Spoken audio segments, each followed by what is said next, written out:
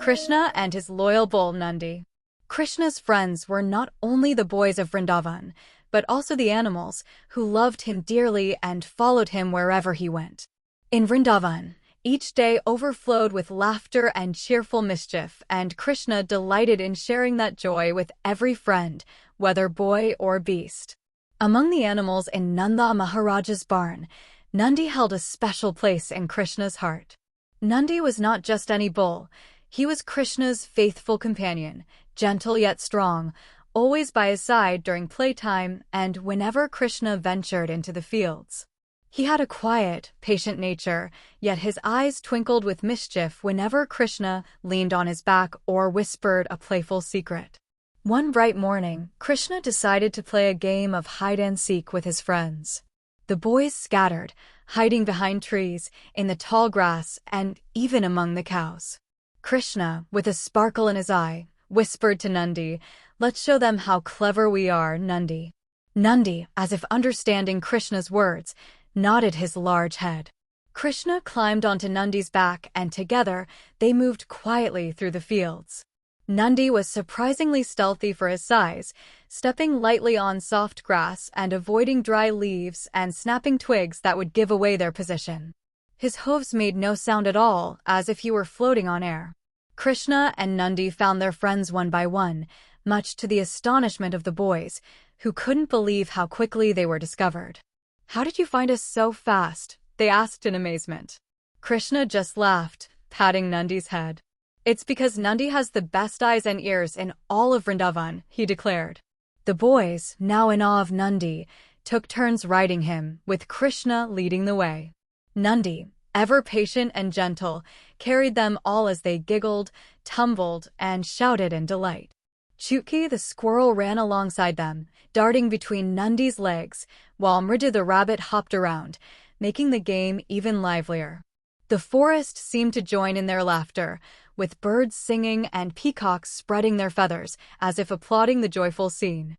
After a while, Krishna decided it was time for Nandhi to learn something new. "Nandhi, how would you like to learn how to dance?" Krishna asked, gently patting the bull's head. Nandhi, as if understanding Krishna's words, nodded enthusiastically. Krishna, humming a soft, sweet tune, guided Nandhi with gentle taps on his shoulders, showing him how to sway and step in rhythm. At first, Nandhi was a bit clumsy, stumbling over his own hooves, but Krishna's laughter and encouragement gave him courage. Soon, Nandhi began to move gracefully, swaying and twirling to the rhythm of Krishna's song. Sridhama and Subala watched in amazement, clapping and cheering as Nandhi danced. Even Madhu Mangal, who usually preferred to sit and eat, couldn't resist joining the fun, clapping along to the music and cheering loudly. Chutki hopped on Nandhi's back, squeaking with delight, while Mridu twirled and leaped in time with the tune. Soon, the whole forest seemed to come alive with Krishna's melody. The peacocks spread their feathers and danced in circles, the monkeys swung from tree to tree in perfect rhythm, and even the birds chirped in harmony.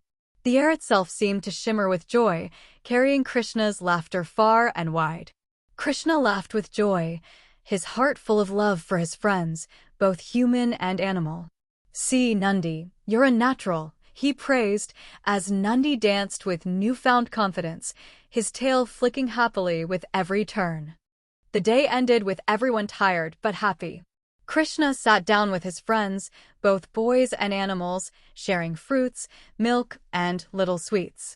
As the sun set, casting a golden glow over the forest, Krishna looked around at his beloved companions and smiled, knowing that these simple, joyful moments were the ones that would stay in their hearts forever. Even as the shadows lengthened, the laughter, the music, and Nandhi's graceful twirls echoed softly in the breeze. These moments, small yet magical, were a reminder of the love and friendship that bound Krishna to all living beings in Vrindavan.